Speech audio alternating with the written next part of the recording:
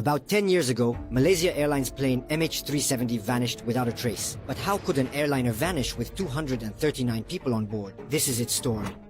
March 8, 2014, around 41 minutes past midnight, Malaysia Airlines flight MH370 takes off from Kuala Lumpur in Malaysia, bound for Beijing. And on takeoff, everything seemed normal, with excellent weather conditions and no apparent problems with the aircraft. 38 minutes after takeoff at 1:19 a.m., the pilot sent a message to Malaysian air traffic controllers. Good night, Malaysia, 370.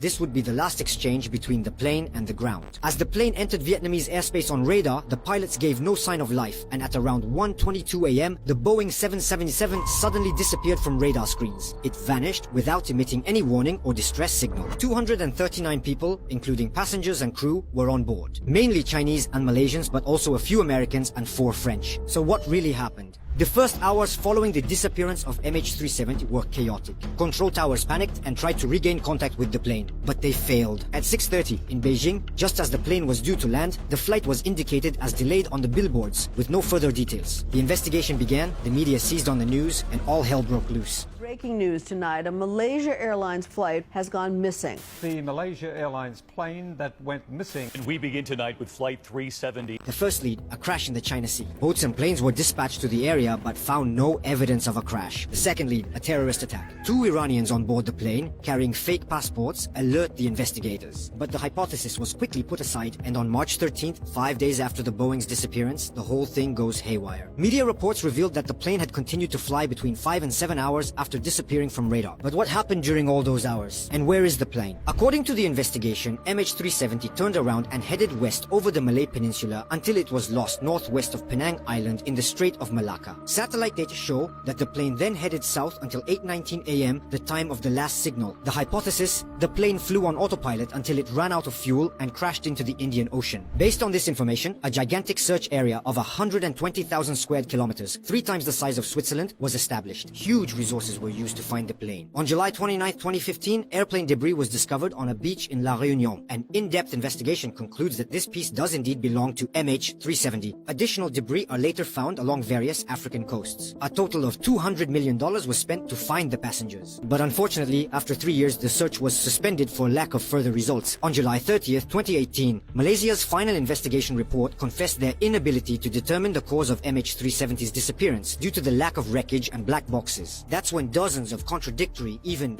conspiracy theories emerge. For example, after the terrorist lead, suspicions turned to the pilot, who may have hijacked the plane to commit suicide. Suspicious trajectories, similar to those of the missing plane, were found in his flight simulator at home. Then, there are those who believe that the plane was shot down because it was carrying highly sensitive cargo, which the Americans did not want to see arrive in China. In the end, the most plausible theories remain that someone on board hijacked the plane, or that a series of incidents, such as a fire, caused it to crash. In any case, 10 years after the tragedy, the mystery of Flight MH370 remains unsolved. And the more time passes, the less likely it is that we'll find anything again.